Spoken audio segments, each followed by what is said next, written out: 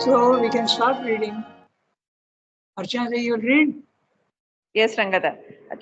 Before I start, it's the first paragraph is of 5 lines. Should I read both the first and second para? Yes, I think so. Quite right. I think so. The principle of the integral yoga. The principle of yoga is the turning of one or all powers of a human existence into a means of reaching the divine being. In an ordinary yoga, one main power of being or one group of its powers is made the means, vehicle, path. In a synthetic yoga, all powers will be combined and included in the transmuting instrumentation. In Hatha Yoga, the instrument is the body and life. All the power of the body is stilled, collected, purified, heightened, concentrated to its utmost limits or beyond any limits by asana and other physical processes.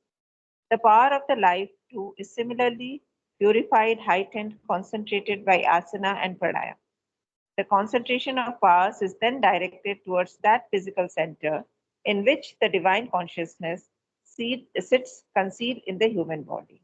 The power of life, nature power, coiled up with all its secret forces, asleep in the lowest nervous plexus of the earth being, for only so much escapes into waking action in a normal operations as is sufficient for the limited uses of human life. Parenthesis. Then open. Yeah. I'll read the sentence. I'll read the sentence again, Ragata. Yes, The yes. power yes. of life, nature power, coiled up with all its secret forces, asleep in the lowest nervous plexus of the earth being, rises awakened through center after center, and awakens too, in its ascent and passage, the forces of each successive nodus of our being, the nervous life, the heart of emotion, and ordinary mentality, the speech, sight, will, the higher knowledge, till through and above the brain it meets with and it becomes one with the divine consciousness. So, very clearly, he has told you in the very first para the difference between the ordinary yoga and the synthetic yoga. Synthetic yoga, he is using the word, he can also say integral yoga. So, yoga normally, any one center, you turn to the divine. Either you go through knowledge or bhakti or karma, one of the two. And it's enough to get the union with the divine in that particular aspect. It may not be an integral one, but it's sufficient for most people because they go away from the imperfections of the human being and they are entering into contact with the divine. They are more than satisfied. But in the synthetic yoga, all the powers will be combined and included in the transmuting instrumentation. Now, what is the instrumentation? Very clearly, your body, mind, life. In the other yogas, the instrumentation remains imperfect. But in synthetic yoga, even your instrument, body, life, and mind must become divinized. They must be transmuted into their equivalent origins. The origin of the body is subtle substance. The origin of the vital is a chit shakti. The origin of the brain is a supermind. The origin of the mind is supermind. I'm not talking of Ananda and the psychic being, but that's an instrumentation because psychic being is not an instrumentation. It's a real part of it. So this is what he's saying in the first one. The principle of yoga is the turning of one or of all powers. Yoga, you can turn all powers also. Then what's the difference between the instrumentation? Instrumentation gets transmuted in the integral yoga. Okay, so even if all the powers are turned, it still remains the ordinary yoga. The principle of yoga is the turning of one or of all powers of our human existence into a means of reaching the divine being. He's including even all. Your mind, life, and body also may be transmuted to a certain extent. Not transmuted. You're getting the contact with the divine through these, but the transmutation is not taking place. Whereas in the synthetic yoga, transmutation takes place. That means to say, the mind becomes capable of supramental thought, the vital becomes capable of the power of the divine, and the body also becomes subtle and an instrument of the divine will. In Hatha Yoga, now he is going to explain Hatha Yoga. It uses the body and life. In Hatha Yoga, the instrument is the body and life. All the power of the body is stilled, made silent, calm, collected, purified, heightened. What does the word collected mean? Concentrated. Normally, our actions are all dispersed everywhere. We are doing all sorts of unnecessary movements even. Even while sitting, we are doing all sorts of unnecessary movements. So that has to be gathered and concentrated, purified. All the substance of the body, mind, life are all impure. They have to be purified. Heightened, raised to a certain level. Concentrated to its utmost limits and beyond any limits by, so utmost limits you can attain to a certain level, but beyond limits if you go, you are attaining perfection in that particular field. And how do you do that? Asana and other physical processes. Okay?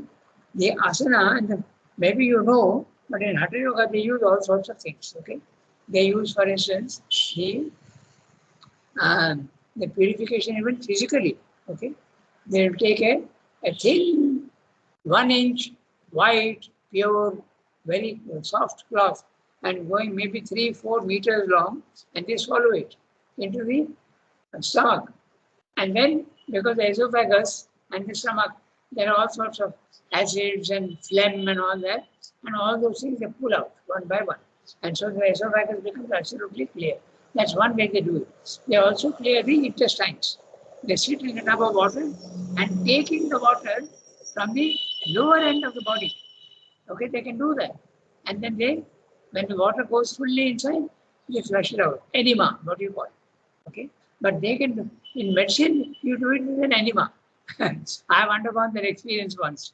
A large pure water placed above your head, and then the pipe is inserted into your anus, and then the water goes in and cleans. In those days, when X-rays had to be taken, they used to do that. Now I think they don't do that, but they ask you not to eat. That's all. But at that time, they used to clear the intestines like that. Okay, but the Hatha Yogin does it by himself. He doesn't need any instrumentation. It's a power. It's very surprising how they do it. They sit in the tub of water and suck in the water from the other end. And then it comes out and they purify the intestines that way. That's why Srendra is mentioning physical processes. Okay? So then the power of the life too is similarly purified, heightened, concentrated by asana and pranayama. Pranayama is breathing exercises, and we all know that breathing exercises can have great power because life expresses itself in the human being, even animals, through breathing. So breathing is a very strong indication of life. So you perfect that, make it regular. All our breathing is irregular, but the pranayama is a regular breathing. Okay? And there are many types of pranayamas. There are many types, different types of breathing in and breathing out, breathing in and breathing out. And also the stopping the breath, that also is important in the pranayama. Kumbhaka, Rechaka, and the Kumbhaka, Rechaka, and the Puraka. Puraka, you fill in your lungs with water. Then Kumbhaka is to wait and allow the toxic carbon dioxide and all that to collect in your lungs, and then you breathe it out. Rechaka, put it out. So this is the process. They do that. This concentration of powers is then directed towards that physical center in which the divine consciousness sits concealed in the human body. So that divine consciousness concealed, this is the Mooladhara. Yesterday only we were discussing about the dragon and the serpent, okay? And we did mention also this. So in the Mooladhara, the Kundalini, what is called the Kundalini, all the powers available in the universe are concentrated in the Kundalini. Just like inconscient, This Satchidananda is absolutely concentrated and involved. So similarly, all the powers are concentrated in the tailbone, the coccyx bone. Okay, and it is not in the physical body, but in the subtle body, and that is what they try to raise in Hatha Yoga and also in Raj Yoga. That's what they do. And when it rises, it goes up like a serpent and opens up all the centers one by one. The 7 centers. There is the Mooladhara, then above that is the Swadhisthana, then there is the what you call the Navi Padma, the navel center. Then you have the heart center, Anahata. Then you have the throat center, Vishuddha. Then you have the Ajna chakra in the forehead center. And then Sahasradala above the head. Chandra is mentioning above the head. Okay? And then all the chakras open up and then you unite with the divine. Asana and pranayama. This concentration of powers is then directed towards that physical center in which the divine consciousness sits concealed in the human body. The power of life, nature power. Now note that very carefully. It's not the divine power. It's a life is nature power in the lower hemisphere. Okay? It is very clearly there in the lower hemisphere. The power of life, nature power, coiled up with all its secret forces, asleep in the lowest nervous plexus, which is called the Mooladhara. Okay? Moola Adhara, the lowest nervous plexus of the earth being. For only so much escapes into waking action in our normal operations as is sufficient for the limited use of human life. And we also will do the same as Archana did. We'll read the sentence without the parenthetical phrase. Okay, we'll do that right now. The power of life, nature power, coiled up with all its secret forces, asleep in the lowest nervous plexus of the earth being, rises, awakened through center after center, and awakens too in its ascent and passage the forces of each successive nodus of our being. So when they're using the word nodus, normally the word chakra is used. So you have these 7 chakras. No? We just now named them. And if you want, we can repeat the chakras. Okay? The Mooladhara at the right at the bottom, number 1. Then the Swadhisthana, number 2. Below this, and below the navel, the lower stomach, Swadhisthana. That which depends on itself. Okay? Swadhisthana. Then you have the Nabhi Padma, the navel center, 3rd. 4th is the Anahata. The Anahata is the heart center, behind which the psychic being remains. And the word is very interesting, Anahata.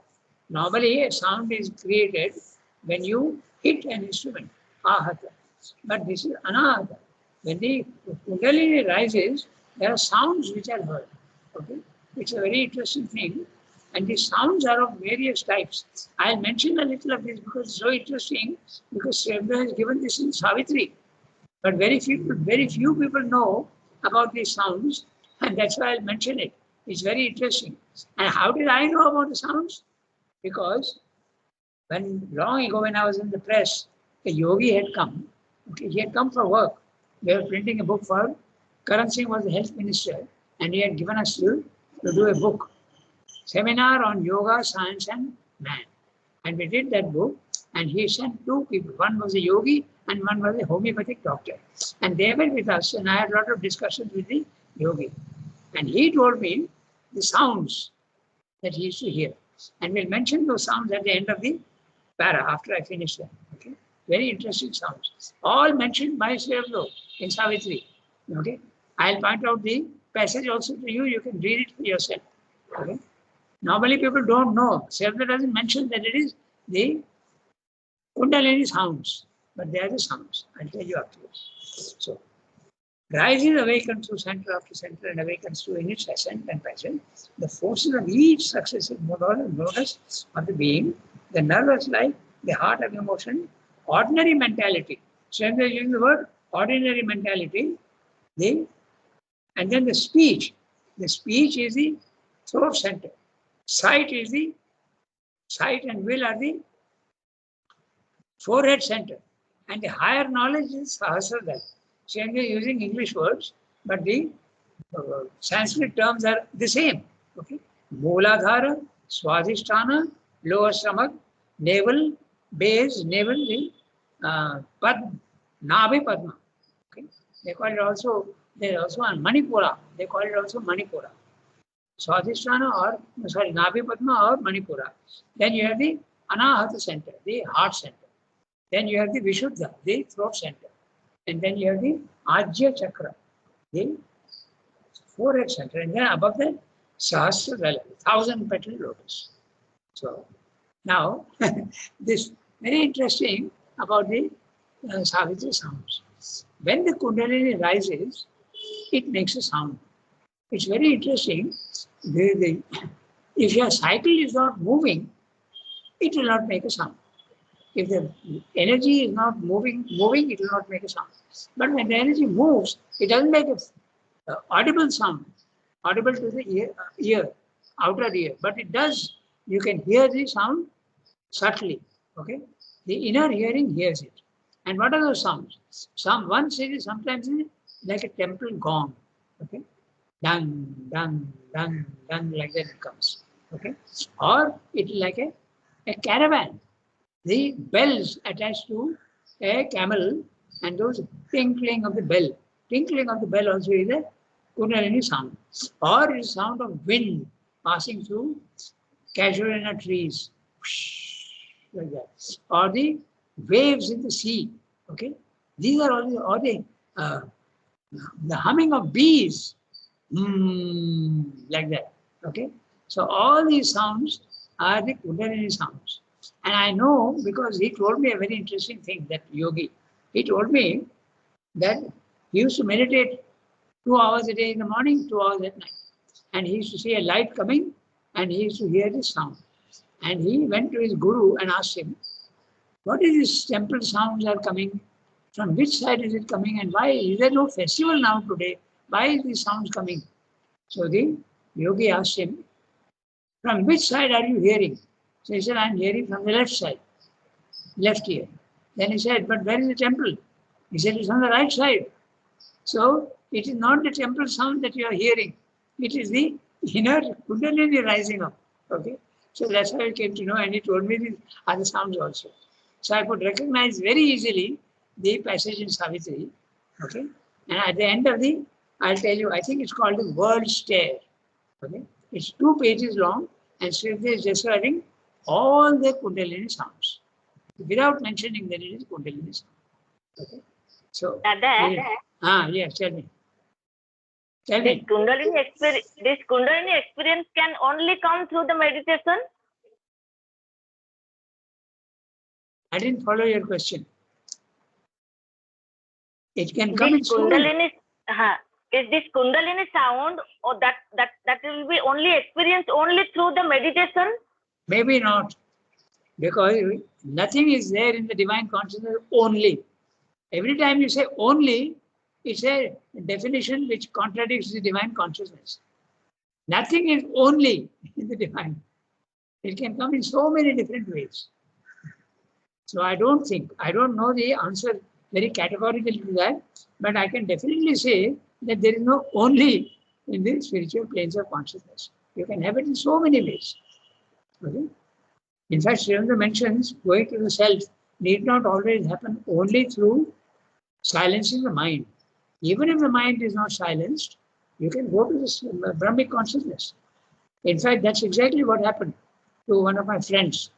I asked him, is your mind silent? And he said, no, my mind is not silent, but these thoughts appear like small ripples. The consciousness is absolutely stable and like a calm lake. But the thoughts that I am undergoing are like ripples on the surface of the water.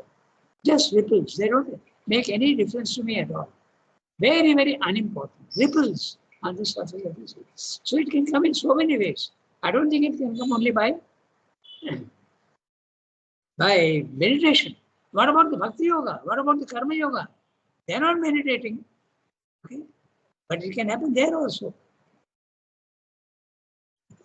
Okay? So But Thank you, Dada. Thank you very much. Okay. I Yeah, that's it. remember Amal once telling me Ah, that it is not essential for the Muladhara to open and rise up. exactly. One can do integral yoga even without this Muladhara opening up. Yes. In fact, in Sriyamnu Yoga, you don't start from the Muladhara at all. You start from the Yeah. mind center. You start from the mind center. You say Sriyamnu Yoga starts with the Manomaya Purusha. You concentrate there on the Manomaya Purusha or the heart center. Okay? The uh, Anandamaya Purusha, if you want, or it's called the right center. What is it called?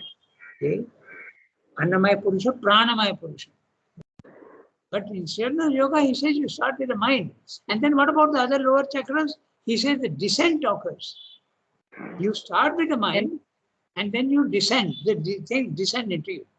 Yeah. Rangada, Yes. yes, Rangada. In fact, I remember, I can't give the reference exactly, but in the letters, in fact, Sherwind has cautioned against this ascent of Jagran of the lowest Muladhara Yes. chakra, and then he has said that in our yoga, it is always the descent which we take. That is why, because otherwise there are many dangers which, if you're not purified and all that, and if all these energies are arisen, it can Yes. cause many problems, like Brasht Yogi and all that. Quite Yes. a long letter. I don't remember the details, but the essence I remember. No, absolutely. What you're saying is absolutely right. We don't need to give exact references, but it is there because if you have not purified your being, okay, I'll give you an instance also. If you have not purified your being and you open the lower chakras, you get power. But if you have got power without a purified mind and heart, what will happen? You will use that power in the wrong way. And then what will happen? You will fall. Bhrashta yogi you will become. Okay? So I'll tell you an interesting thing about Gopi Krishna. Gopi Krishna was a tantric. Okay, he was in Kashmir. Okay, the book that I was talking about, which we printed for Karan Singh. Okay, he in that seminar Yoga, Mind and Science, Gopi Krishna was a participant, and by that time he had transformed his consciousness altogether. He was also a participant in that seminar, and Gopi Krishna for 17 years. He's an expert and he's a specialist in the Kundalini Yoga. Okay, Gopi Krishna. Many books are there on him. So he was meditating. He used to meditate. He was a married man and he used to meditate every day. For 17 years he meditated. And after 17 years, his chakras opened up. And he could hear sounds like that of a huge waterfall. Okay, and it frightened him. So he stopped his meditation and came out. And then the sound also stopped. Then he said, what was that? Strange thing, what happened? Then he again concentrated, again that waterfall sound, huge waterfall sound. So then he came to know afterwards that this is the Kundalini sounds coming up. But he had not undergone the purification process. He was just meditating without the purification process. So what was the result? He got frightened. Normally, without purification, and if a descent occurs, there is fright because you are impure. Impurity always gives you fright in the beginning. Okay, definitely it happens. Okay, I know of one case also where the descent was occurring, and it was so powerful that you got frightened. Okay? You get frightened, and you don't want it anymore. Also, there's an Italian lady who told me the same thing. Okay, she used to come to my talks, and she told me she comes regularly to the ashram, and she told me that a golden light descended into her, but there was something in her which didn't want it. She said, "I didn't want that golden light." The vital is resisting. Okay, so naturally, what Archana is saying is absolutely right. You start from the higher and call the divine down into you. That is the difference between the normal yogas and Sriyamnu yoga. You surrender yourself to the divine and you start at the mental level. You start at the mental level. Okay? You don't start at the lower levels without purification. In the other yogas, you have to purify yourself first. And that is the yama, niyamas, then the asanas, pranayamas. Once you have done all that and pratyahara, after that you come to the mind. Okay? So you are clean. You are on a very safe foundation. But in Sriyamna Yoga, you start the purification and surrender. That's the main difference. Okay? So I'll give you the reference to that Savitri. Most probably it is the canto, the word stare. Okay? I'll confirm that afterwards, but it's the word stare. And there he describes these, the Kundalini sounds for 2 pages. Full 2 pages he describes the sounds. Without saying that they are Kundalini sounds. Okay, so we get back to our text now. May I say something? Go ahead. You know, in Mother India, in the brightest period of the ashram, Yes. Haradhan, mother tells him that you were Nostradamus, the French, occultist in your past life. Yeah. But then you misused your powers. Mm. So that is why in this life you have to suffer, and I don't remember what physical ailment he had got. Mm. But he had this occult from past life. He did have these occult powers, and mother wanted him to work with her for transformation. Yeah. So Nostradamus misused his powers. Yeah. And he had to pay in this life for that error of his. That's right. That's what happens. Yeah. So Shweta is talking about the Hatha Yoga. Now we go on to the Raj Yoga. We have got 11 minutes and we can read the next one. In Raj Yoga, the chosen instrument. So Yasmin, would you like to read? Yes, please. Go ahead. In Raj Yoga. In Raja Yoga, the chosen instrument is the mind. Our ordinary mentality is first disciplined, purified, and directed towards the divine being. Then, by a summary process of asana and pranayama, the physical force of our being is stilled and concentrated.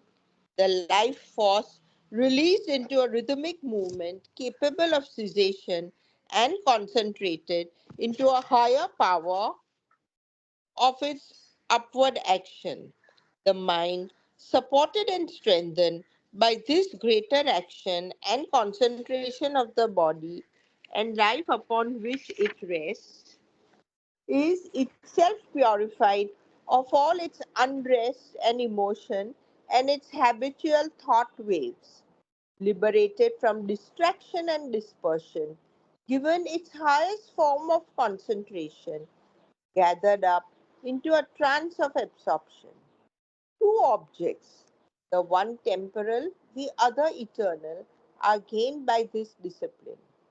Mind power develops in another concentrated action, abnormal capacities of knowledge, effective will, deep light of reception, powerful light of thought radiation, which are altogether beyond the narrow range of our normal mentality. It arrives at the yogic or occult powers around which which there have been woven so much quite dispensable and yet perhaps salutary mysteries.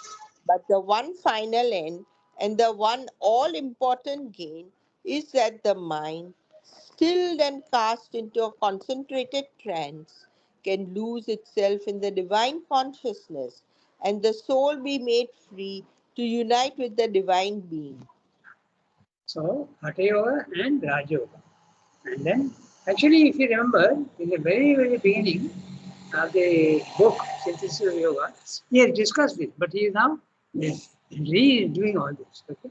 He has already spoken exactly as he has spoken here about Hatha Yoga and Raj Yoga and the triple path. So these are the Raj Yoga. The Raj Yoga is very, very clear, very scientific, and step by step you have to purify yourself first.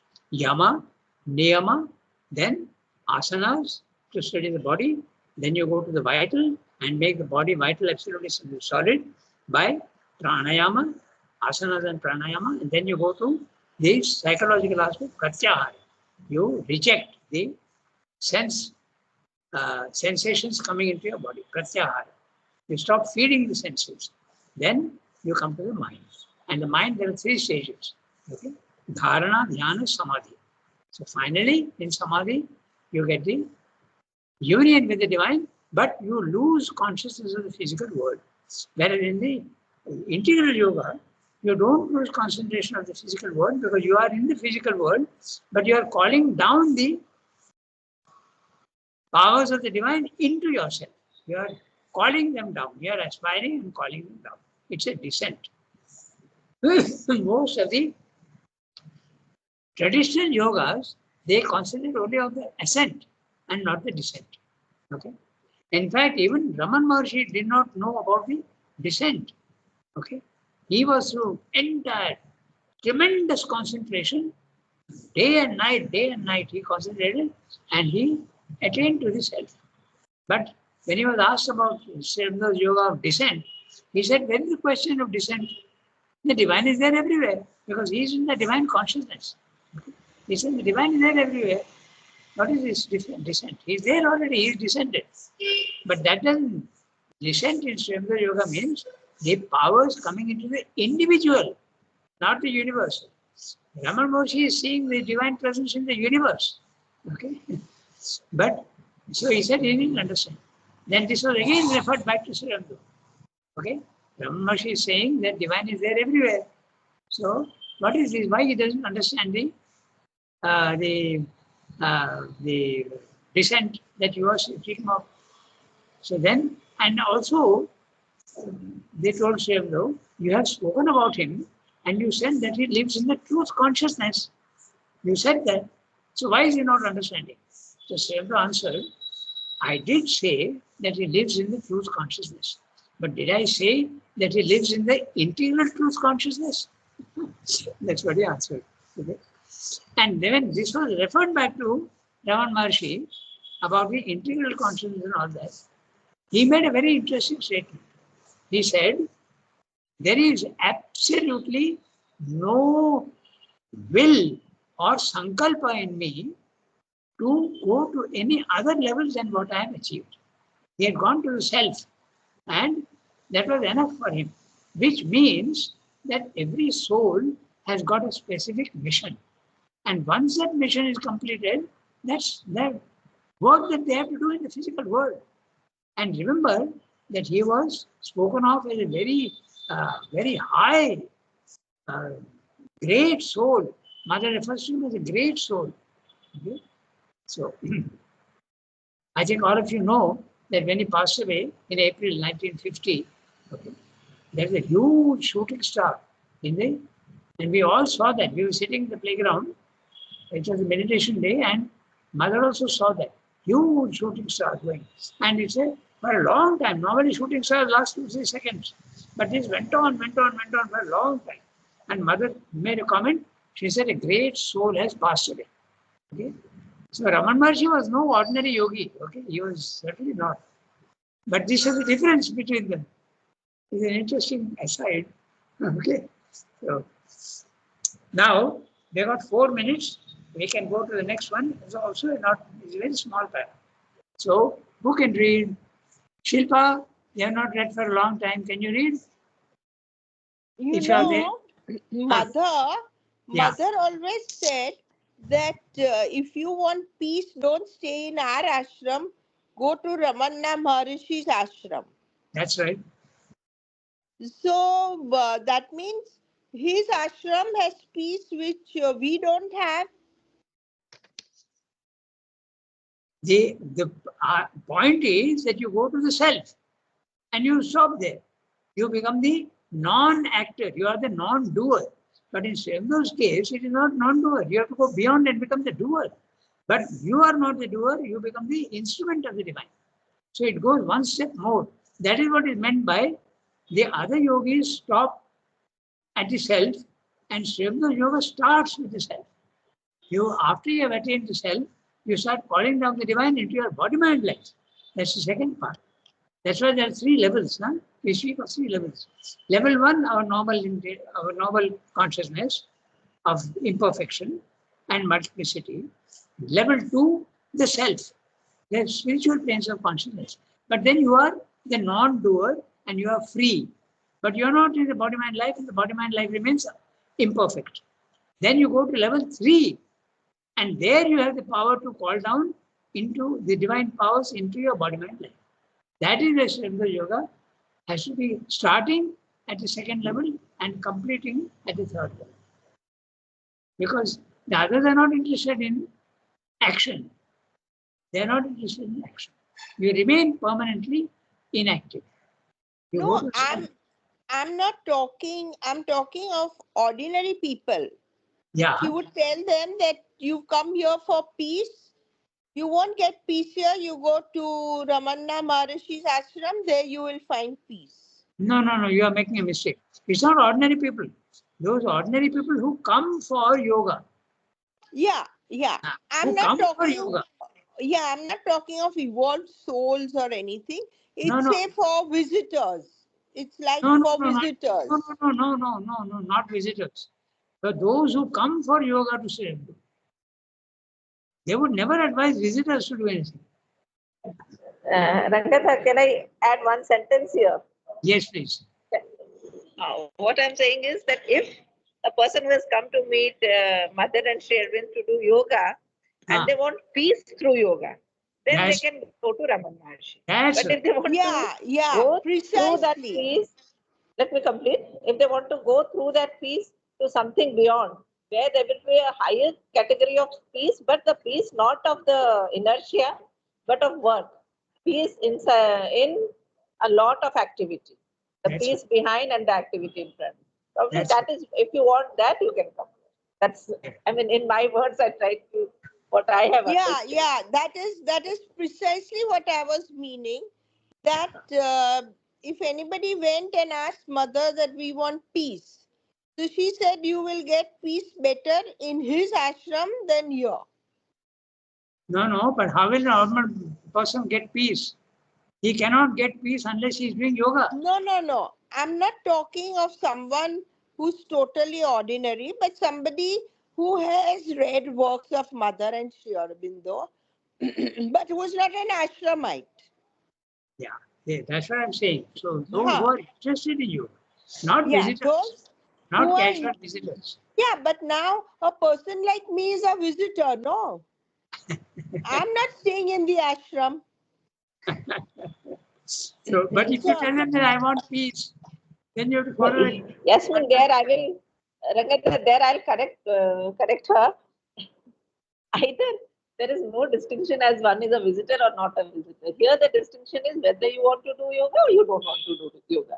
So you are one of the persons who is interested in yoga. That's why you come here. Yeah. Distinction is not between visitor and non-visitor. You may stay here throughout your life and you may still not be interested in yoga, and you may be interested just in a place where you can stay comfortably. It could be.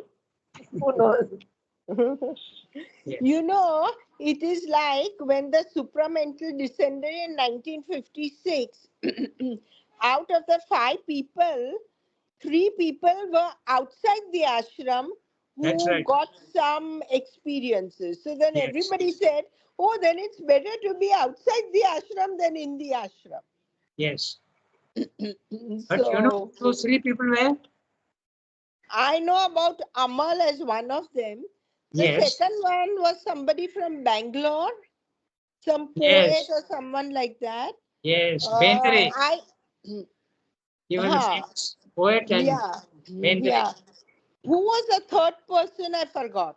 The third person was Leelu and Lalbhai Leelu's Khil. brother. No. Who? Leelu, Jayanti Bhai, okay? Pushpa, Uh-huh. their brothers. Yeah. Oh, he was also outside. He was outside in South Africa. South He Africa. felt, he And felt, who in ashram, Rangatha? Who were the 2 in ashram? pardon? Who were the 2 in ashram? Oh, definitely We don't know clearly, but definitely Nolida would have been one. Without Yeah. any doubt. Acha. Yeah. The other we don't know. Acha, There's it's no not been record. mentioned, I guess. There's no record. Okay. Maybe it could have been. Anil Varan, because Anil Varan and Nolida were spoken of in very high terms. Okay, so it could have been Anil Varan. I can't think of anybody else. In fact, when people used to come for yoga, they used to be sent to Anil Varan, They used to be sent to him. Same they used to go and talk to Anil Varan. Okay, so we have to stop here today. Because I've got another class. Yeah, beyond that time. Merci Yes, Natasha. beaucoup. Merci Okay. beaucoup. Au revoir, everybody.